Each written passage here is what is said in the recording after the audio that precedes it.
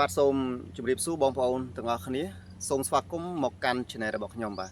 វីដេអូរបស់ខ្ញុំថ្ងៃនេះគឺខ្ញុំសូមចែករំលែកអំពីចំណេះដឹងឬក៏បទពិសោធន៍របស់ខ្ញុំផ្ទាល់ដែលតាក់ទងទៅនឹងការវះស្បៃដូងបាទ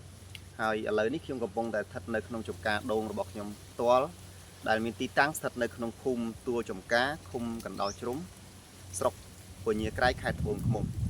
ដូងខ្ញុំមានអាយុ4ឆ្នាំកន្លះហើយបាទចេញផ្កាបានច្រើនដើមដែរហើយជាប្រភេទពូជដូងទឿកប៉ាល់បាទអញ្ចឹងដើម្បីកុំឲ្យខាតពេលបាទសូមគោរពអញ្ជើញបងប្អូនទៅទស្សនានិងយល់ដឹងអំពី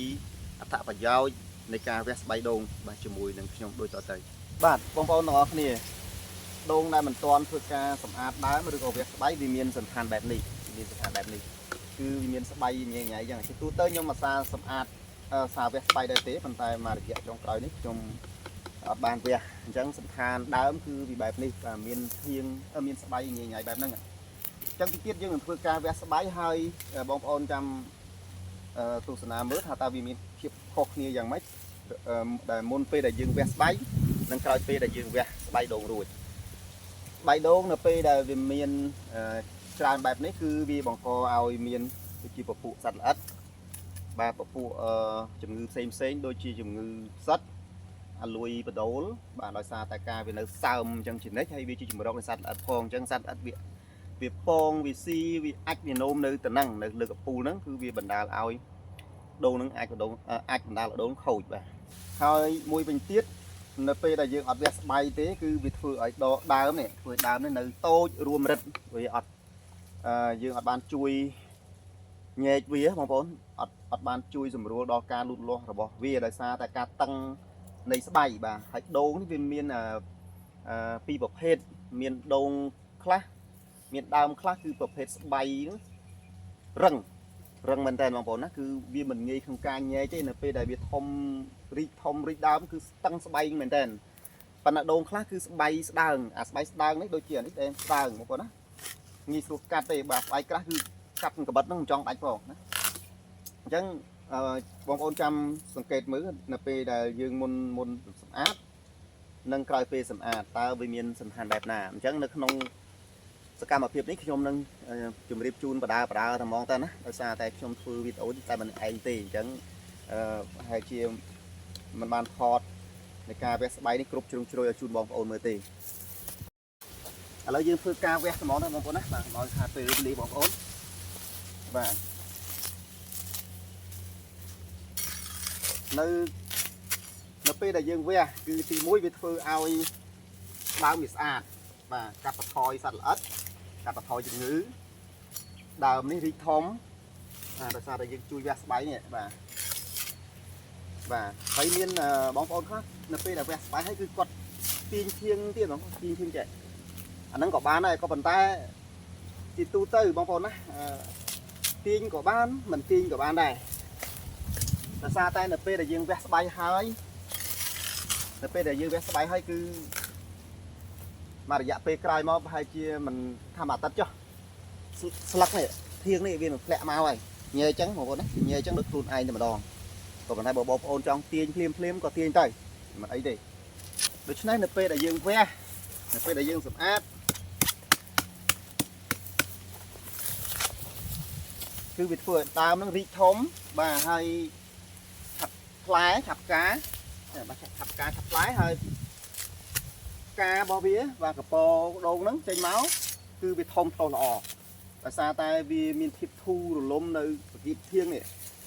ធៀងនៅពេលដែលវាចេញកំពុំផ្កាមកគឺលទ្ធភាពនៃការផលិតផ្លែផ្កាគឺធំល្អវាអត់ណែនណាបងប្អូនបាទពេលនេះវាអញ្ចឹងក៏ប៉ុន្តែបងប្អូនត្រូវប្រុងប្រយ័ត្នមួយទៀតនៅពេលដែលវះក្នុងខែខ្យល់នេះខ្ញុំបានធ្វើវីដេអូមុនដែរនៅពេលដែលវះខ្លាំងពេក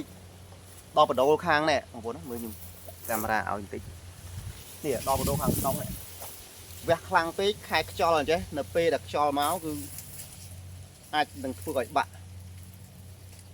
កពូលបាទបាក់កពូលបាក់ធៀងតែខ្ចីហ្នឹងណា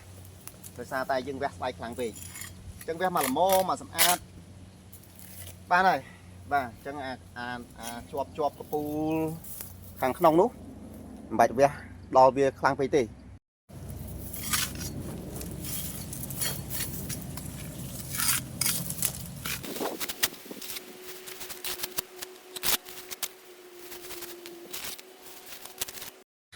បាទបងប្អូនឥឡូវយើងធ្វើការវះហើយបាទសម្អាតដើររួចអស់ហើយគឺវាមានសន្តានបែបនេះបងប្អូនណាខ្ញុំដើរមកជុំឲ្យបងប្អូនទស្សនាមើលបាទគឺបែបហ្នឹងគឺវាល្អវាស្អាតជាងដែលយើងមុនពេលដែលយើងមិនទាន់វះវាយ៉ាហើយនេះគឺជាដើមដែលមិនទាន់បានធ្វើការសម្អាតស្បៃបងប្អូនណានេះមានផ្លែហើយបងប្អូនបាទទទួលបានផលបដាហើយគឺរាងញញហើយបែបនេះអញ្ចឹងនៅពេលដែលយើងសម្អាតគឺបាទយើងវាស្អាតហ្នឹងហើយបងប្អូនណាបាទសម្អាតគឺវាស្អាតដូងក៏វាមានលទ្ធភាពក្នុងការធំទៅលឿនដែរធៀងនេះអាធៀងនេះវាយាមកចេះបាទអញ្ចឹងវាធ្វើឲ្យធូរដើមហើយចំពោះបើផ្កាវិញនេះកន្លែងបាទបងប្អូនបាទចំពោះផ្កាតែខ្ញុំយកដើមនេះសំខាន់ជូនបងប្អូនវិញចំពោះផ្កាដែលយើងមិនទាន់ធ្វើការសម្អាតដើមវះស្បៃទេវាចេញមកអញ្ចឹងបងប្អូនណាវាចេញមកទាំងវាប្រឹងដែរបាទទាំងតតឹងតតែងទាំងប្រដាប់ប្រដួសយ៉ាប់ណាស់បងប្អូនណាវាយើងមើលស្ថានភាពវាចេញមកមើលបាទគឺវាចេញទម្លុះស្បៃហើយស្បៃនេះគឺនៅស្រោបនឹងដើមជាប់នឹងតែម្ដងបាទចុះប្រសិនបើយើងធ្វើការវះវាឲ្យតាន់ពេលតាន់វេលានេះណាសម្អាតចេញចឹងមកលទ្ធភាពនៃការចេញមកពីដើមមកនេះគឺធំបាទធំល្អផ្កាក៏ធំបាទតែផ្កាធំគឺវាផ្លែច្រើនណាស់ផ្កាធំបាទអញ្ចឹងនៅក្នុងវីដេអូហ្នឹងគឺខ្ញុំមានខ្ញុំបង្ហាញជូនបងប្អូនតែប៉ុណ្្នឹងទេបាទអរគុណសម្រាប់ការទស្សនាហើយសូមកម្លាំងចិត្តពីបងប្អូនបាទជួយចុចជាវឬ Subscribe Channel របស់ខ្ញុំម្នាក់មួយផងបាទអរគុណសូមជម្រាបលា